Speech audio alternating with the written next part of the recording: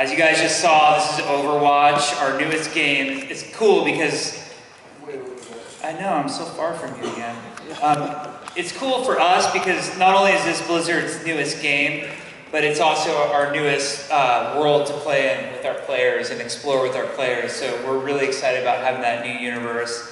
And the game itself is extremely focused, and that's what makes it so much fun to work on. It's such a tight game design. Just this game that's all about these heroes that are super dynamic, who do things that you've never seen, before, in a really beautiful environment. So, that's what we're really trying to chase here. So, just sharing it with all of you guys today it means a lot to us that you came all the way out here to talk about the game with us.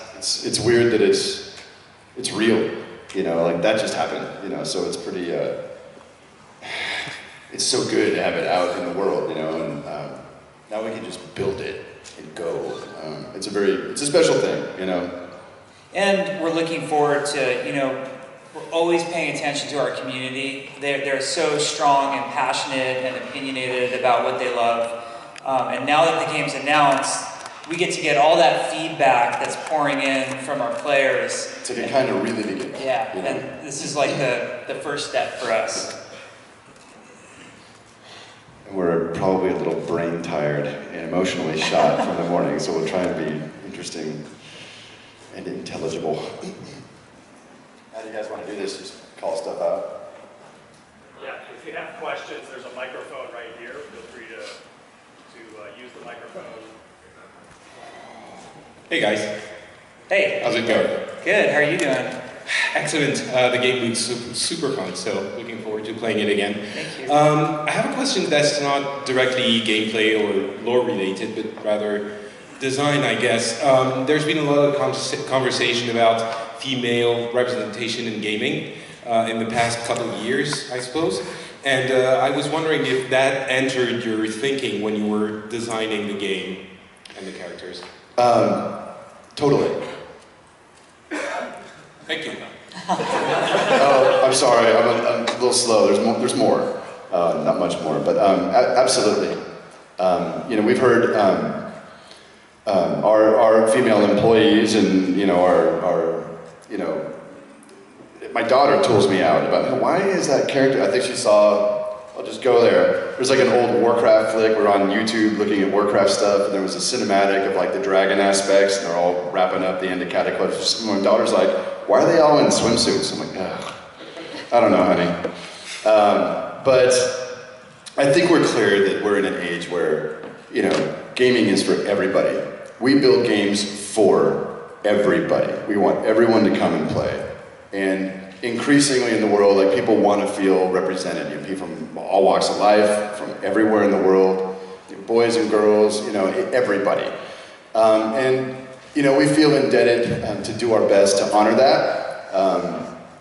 There's a lot of room for growth, but specifically with Overwatch over the past year, we've been very cognizant of that, like trying not to, over-sexualize the female characters. I don't know that we over-sexualize the male characters, but it's something we're very sensitive to.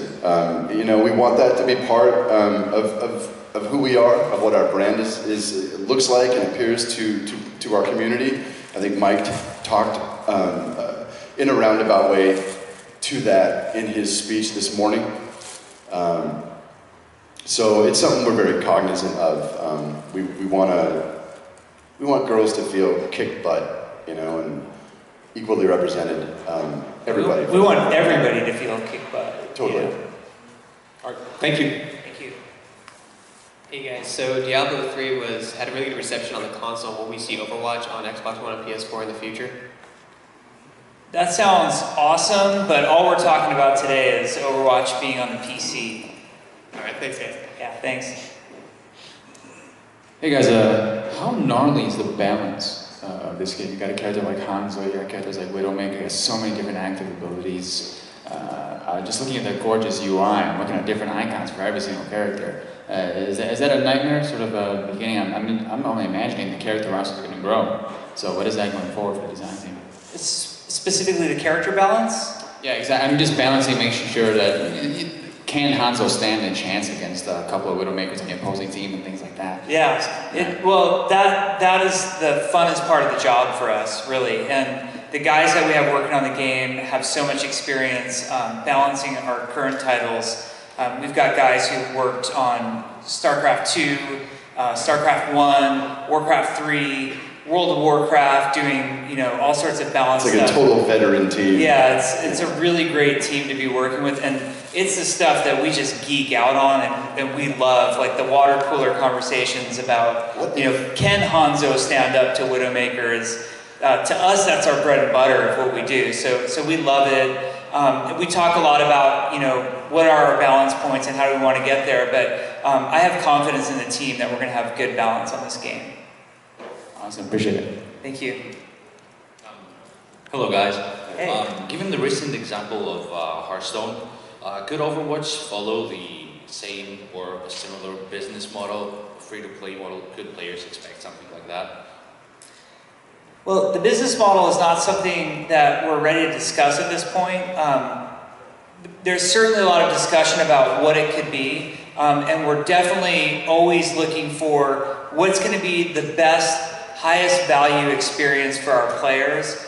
We have a really great team of business developers who are always talking about that and trying to figure it out. We on the game development side care tremendously about it. What we care the most about is we want to deliver an amazing game experience for some sort of great value for our players, whatever that means. Thank you very much. Great, thanks. Hi there. Considering it's been so long since you guys introduced a new Blizzard game world, how nervous are you bringing Overwatch into the world? Oh my God. Dude, you know, I'll just get into it. You know, for a lot of years, World of Warcraft, it blew up so insanely. Like, we had no remote idea what that thing would do. And it took us a year before we were even ready to even begin an expansion set. You know, we were just in put out fire mode and holding the tiger by its tail. And while that business got its feet under it, for the past 10 years, I mean, honestly, I think I've said this before, it was like we almost became the World of Warcraft company for a few years there, and we kind of, you know, there was almost I think we did really good work, and I'm insanely proud of the games that we did, but it's like there was a spark that, you know, kind of got eaten by the scale of this mammoth business. And what you see happening the last couple of years with Hearthstone, with Heroes, with Overwatch, we can talk about Overwatch, holy shit. Sorry. I feel like, I almost said this at the opening, it's like we didn't go anywhere, but we're back. I feel like this studio's sense of just raw energy and creativity and just kind of focus and appreciation for like maybe even smaller scale projects has kind of been rekindled.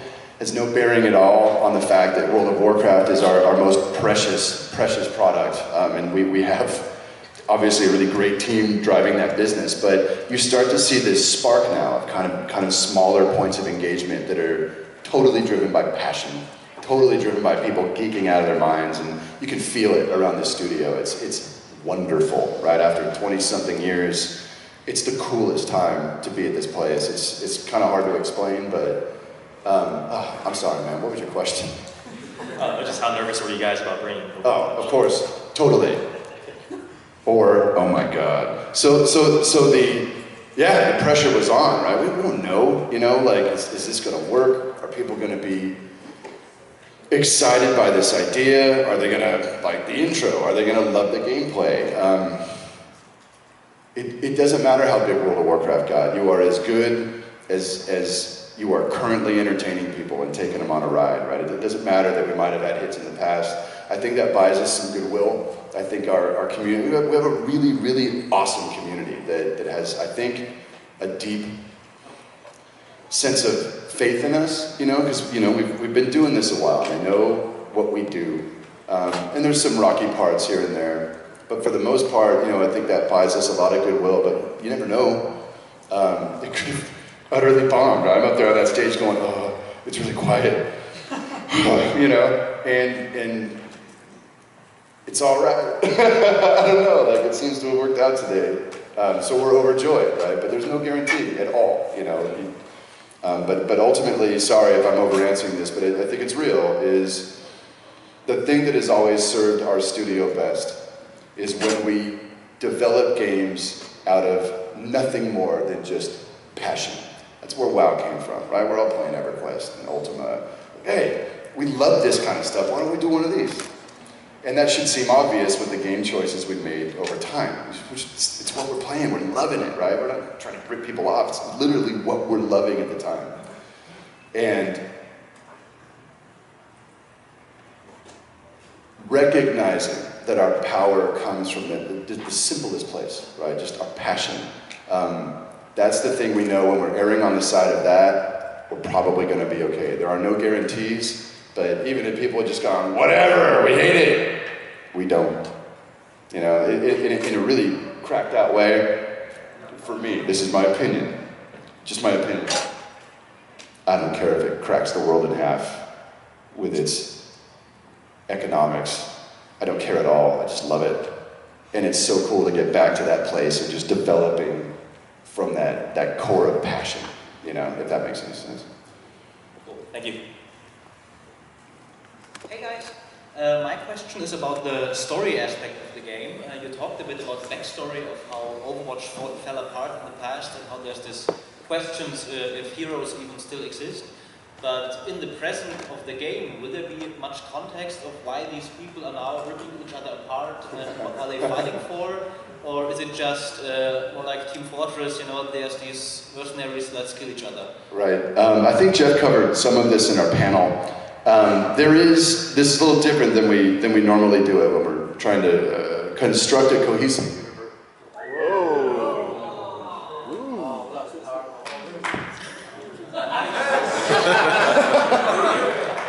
Wow. Oof. Hey, all right, well. Other switch, probably. The robots are attacking. It's begun. Talk about cracking the world in half. Right. Usually we try and build a very cohesive universe, or as cohesive as we can get it, and try and kind of layer it upon the armature of the gameplay so there's just maximum continuity between what you're experiencing and the ideas we want you to be chewing on.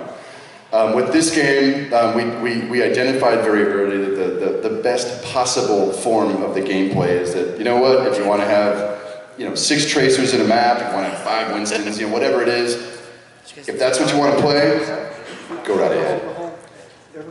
We knew that separating the sense of narrative design, the flow of the world story, the depth of the characters and their backgrounds, that's all pretty, it is important, and I think what we've built is awesome, but we recognize that it's very cumbersome to gameplay if we're making restrictions to gameplay based on fictional conceits. So we decided to pull them apart. So any given match of Overwatch, you can have multiple characters, you can, you know, kind of play it the way you want to play it. That serves the game best. So when we tell our stories based in the universe, there's kind of there is an inherent disconnect between I'm babbling. There's an inherent disconnect between I'm running out of gas. The fiction and the flow of the gameplay. Does any of this make any sense, Server? Yeah. They're different. Okay, thanks. Sorry, man. Right. So my first impression of the game was this is a hardcore multiplayer shooter. You've got a wide variety of movement mechanics. You have a character who teleports as like their primary movement ability seemingly. You've got jetpacks and jumping, multiple turret types. You have 12 characters. Can you speak specifically to, I mean, do you guys agree that you're building a hardcore multiplayer FPS, like a high-skill multiplayer FPS? So one of the things that's interesting about how Blizzard approaches game design is we do design hardcore experiences. That's something that we've done. World of Warcraft was a great example. We designed the game from a very hardcore point of view. We did the same thing with StarCraft 2, with Warcraft 3, honestly with Hearthstone. But the other thing that we like to do is then take a game that has that great depth, where we can see a lot of longevity and a lot of legs on the game, take that same game and then make it approachable. So we don't want to just make, and I really hate how this phrase gets used often, because I think it means different things to different people, but we don't make casual games. And in a lot of ways, I think casual has lost its meaning when it comes to games because it gets so overused. But we like to have games with great depth to them that are really easy to get into. And you've heard the mantra before, but the easy to learn, hard to master, that's what we're really trying to achieve. If I can ask a quick follow-up, can you confirm whether any assets from Titan are used in Overwatch? No, Overwatch is its own game. I think there's been a lot of assumptions, especially considering the past and some recent stories that have come out. But Overwatch is its own game. Now, with all of our games at Blizzard, we borrow ideas from previous projects, previous games. We take a lot of inspiration from other things that we've done. So there are things from Titan in Overwatch, but it's not unlike there are things from World of Warcraft in Overwatch as well. But Overwatch is its own game. Thank you. Apologies if I make you repeat yourself. My question is rather similar to the gentleman's in front of me. One of the things I thought when I was playing the game is it's actually incredibly accessible in spite of how complicated the various mechanics are for each of the characters. Can you guys speak to who you think you're developing this game for? Is this for the hardcore shooter crowd? Obviously, with Blizzard, you are making esports games and you're making Hearthstone. So where does this lie in the sort of, if you want to talk about markets or just in terms of the people you think are going to be able to play this game?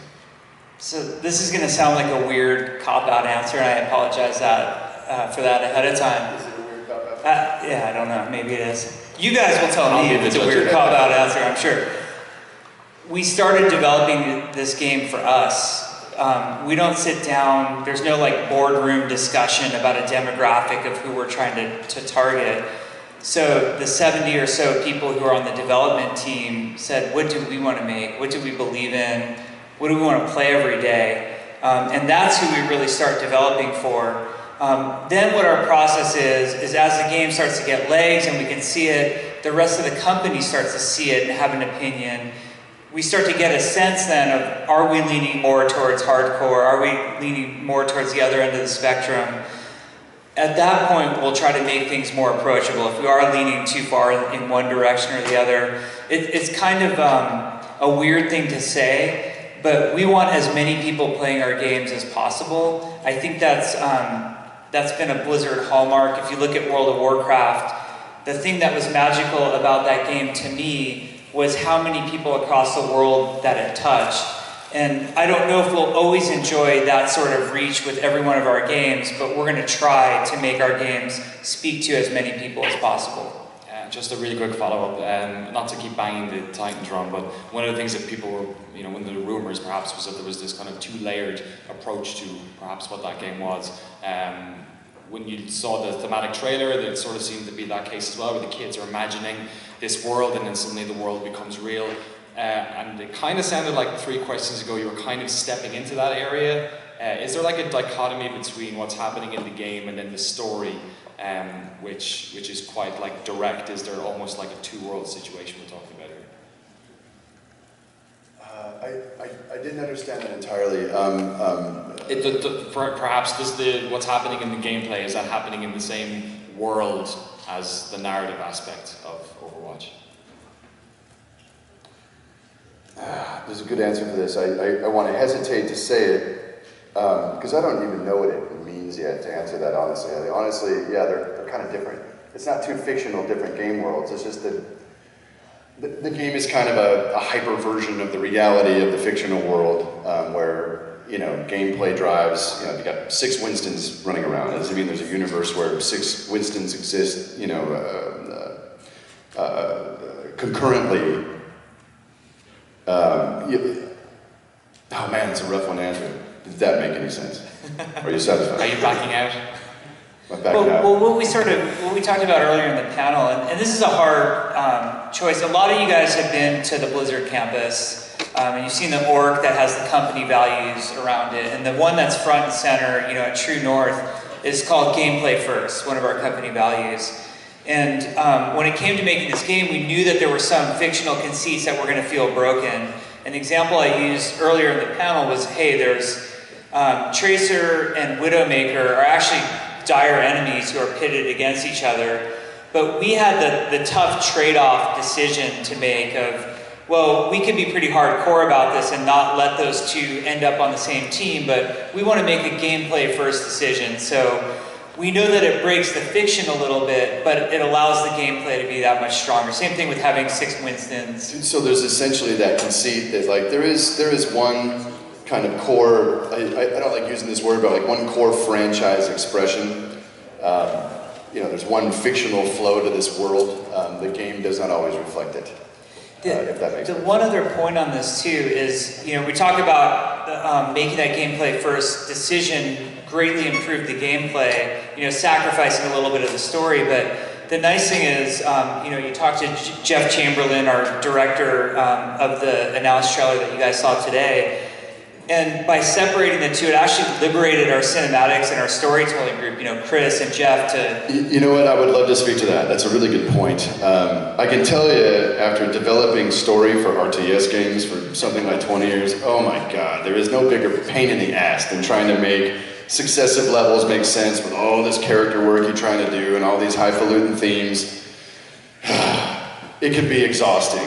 When you get it right, it's wonderful. It's really hard to get it right. But I'll tell you what, like kind of taking story, letting it inform gameplay, kind of taking the best bits that you can build and have meaning in your gameplay, but really allowing it to breathe in its own space, potentially. You know, we have nothing to announce specifically. We'll probably have smarter or more legit messaging as we go, but you know, potentially, you know, that's cool. I think short form animation, things like that people can kind of anticipate and know is coming, just to feel like the world is moving and it allows us to tell stories exactly like we want to without being compromised by the demands of gameplay, and conversely, having the gameplay compromised by the demands of fiction development. So it's kind of this perfect, you know, binary system. We haven't done this before. We haven't really tried it this way, and we're excited to do so.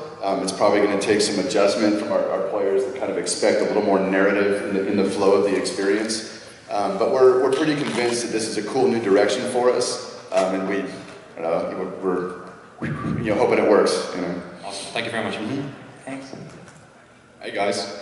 Well, Overwatch will be a team shooter, so I think it will be esports really quick.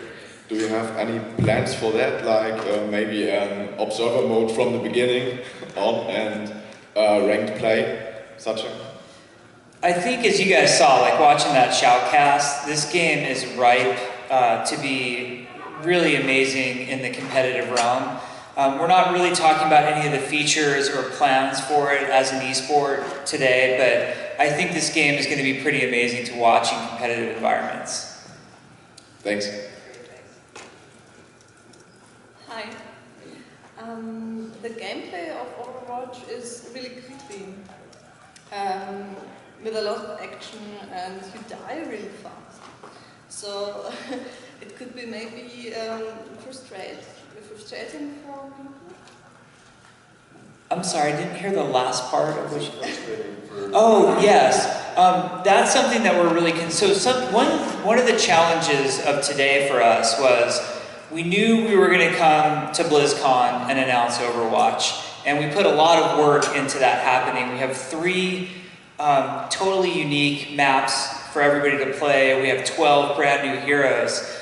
But one of the ways our development process works is we don't do any of what we call player education, which would include things like tutorials, hint tips, all of that kind of stuff. We usually do that closer to the end of the development cycle, because at that point we have a better understanding of the game as a whole, and we've done a lot of usability testing, and we understand what do people understand versus what do people need help with, or how do we have to train people more. So one of the challenges of BlizzCon today is we have this demo that's pretty rich. We have a lot of gameplay that our players can experience right now, but we haven't had the opportunity to do what we do with all of our other games, which is actually help you and teach you how to play the game and make things feel less frustrating.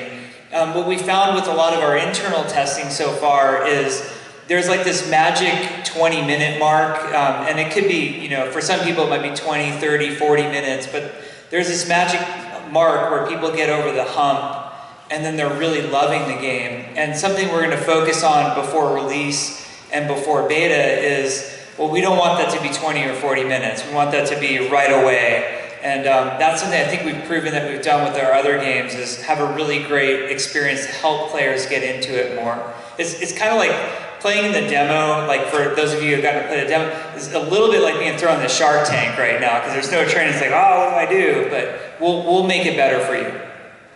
Okay, thank you. I just want to go play more Overwatch. It's amazing. Nice. So good. But I know you guys have had a long day, so I was just wondering what your favorite class is and why. I'll let Chris start. I like playing Reinhardt. Yes. I like playing Paladins, really, when I RPG out. I love the shield mechanic. I like feeling like I'm of use and of service to my teammates. I like swatting things with a big rocket hammer. And he's a hoot. You know, he's hilarious, and he's just bigger than life, and he's the kind of guy you want to go have a beer with, you know. I love him.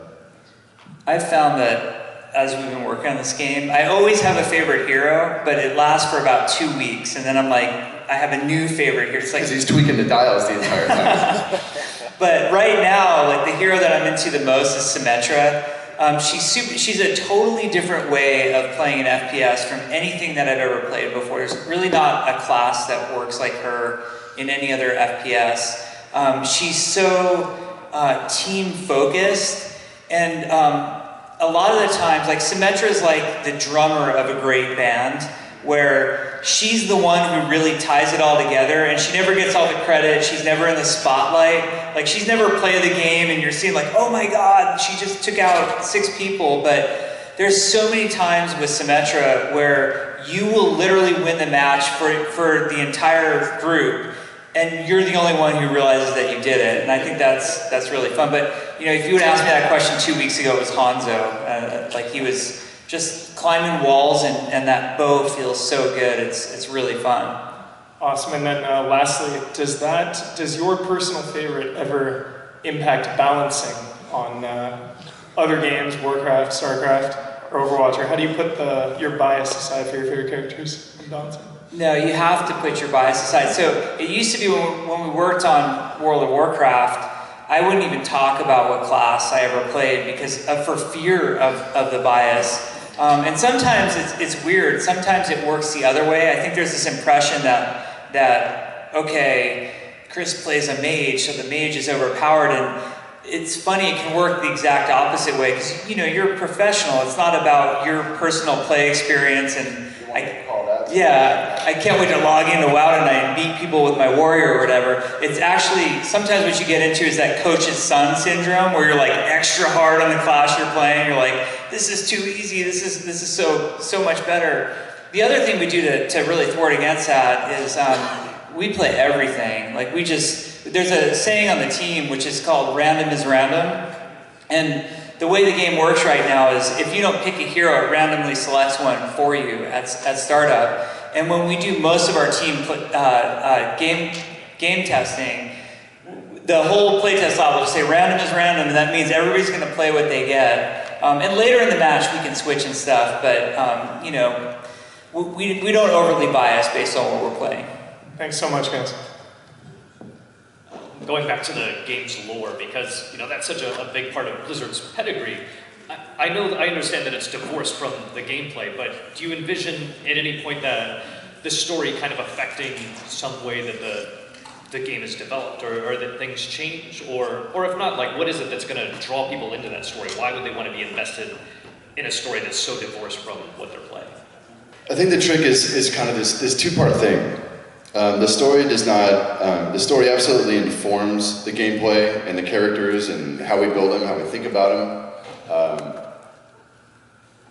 But the story is absolutely going to happen kind of outside of the gameplay, obviously, as we've said, but we expect that they inherently inform each other. In the panel, Jeff gave the example, I don't know how many of you guys are super nerdy on World of Warcraft, but that example of Warcraft 3, Arthas kills his dad, the crown bounces down the steps, and then you go into that same throne room in World of Warcraft and you see the little blood spatter on the floor. It's like, wow, crazy. I'm literally in this space where this event happened. And we hope that we can entice players to come and check out the story in these different... We're just not talking about this stuff today, so it's hard to answer. There's a tidal wave of story coming. We expect that people are going to want to come and check it out. And they're like, wow, this is really cool. It's a totally different way of doing it. And then when you jump back into a map, you go, oh, I remember when this happened. Oh my God, look at this little artifact over here. There's even stuff in the maps right now. Little details ladled out everywhere. But you have no context for knowing what they are, but soon you will. And we hope that fusion of ideas, even when the story is outside of the game, like ultimately you just feel that cohesion, right? And that depth of world. Like I said, it's different than how we've done it before, but in this day and age, you know, I think it's going to be all right. Thanks so much. It's a difficult one to answer. I apologize if it's a non-answer. Hi guys, I just wanted to ask about how do you go from, you know, some of you having the idea of, oh, I like shooters, let's make some, to actually having it in full production and announcing it as Blizzard's new IP in 17 years. So how did it go from the idea to reality? That's an awesome question. It's been an amazing ride working on this project. It's been the funnest thing. I've heard people say who aren't even on the project at Blizzard, they'll come up to me and they're like, there's just such a new air at Blizzard now. There's a breeze blowing through of just inspiration, and we're all really excited. So we were batting around a lot of ideas of what we wanted to do for our next game. And it was really interesting. We had an amazing creative group together, having a lot of fun, looking at a lot of different directions. And the other directions we were considering couldn't be further from what Overwatch is. And Overwatch was this weird moment of sort of sharing the idea. It almost had a grassroots sort of uptake, even around the development crew, where you know, there was the seed of the idea, and then Ray Gresco, who's our production director, he's looking over my shoulder, and we were working on all these other things, and he's like, why aren't we doing that?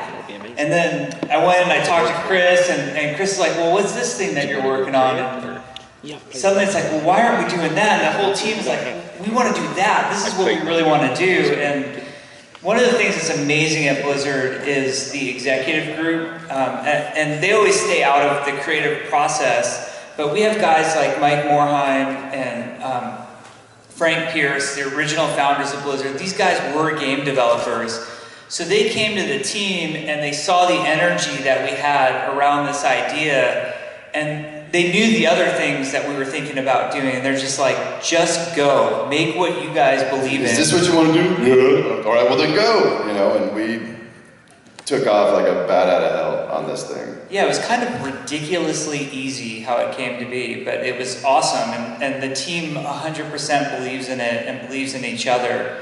So this has been the funnest thing I've ever worked on. It's about the funnest time I've had in years. You know what? I'm gonna risk this, guys. We talk about so you'll understand. The Titan thing comes up, and again, we're not going to get into what it was going to be or what we wanted it to be. I can tell you what it was in a way. It was frustrating. It was a big, giant idea. It was almost like 6 video games in one. It was the most ambitious thing ever, and it was kind of fun to try to tackle it. And boy, did we tackle it! And we wrestled with it for a long time, and it sucked. We couldn't figure it out, and it makes you feel just, you know, couldn't crack it. Imagine a team, you know, just this amazing team, and just frustrated. Can we do this? You know, it's like trying to fret a chord and write the song. I know how to write a song. Why can't we just make it sound awesome? Can't find the harmony, whatever. And so when we decided to go another way, like Jeff was saying, we said, well, we've got this, so well, why are we doing that? We love that. Why are we doing that? And we decided to do it, and suddenly, boom, the music just exploded. And we started looking at this game for what it was, and it just unleashed this tidal wave of passion and certainty and distilled clear ideas and this world idea, and it was just this monstrous thing of energy. So it's been the funnest year, kind of getting our feet back under us, getting our surety back. I don't know, like that magnetic north thing, like we found it again, and it feels good. And that was part of that emotionality on the stage this morning. To some degree, we needed it. We needed to get it back, and we found it. And I hope that people look at Overwatch as a very clever game, but I'll tell you, under the hood, we needed this. I think just as developers to kind of just feel that lightning coursing through it again, So it's a really fun part of Overwatch, is that it's kind of, in a weird way, I mean, for our crew, just like this rebirth, just simple, keep it simple, keep it fun. Okay, thank you. Great, thanks. All right, thanks everyone. If you are have an interview next, I believe that's IGN, Mashable, and Polygon, please step out front to where you can find where your next appointment is. Everyone else can stay here. Thanks, Jeff and Chris.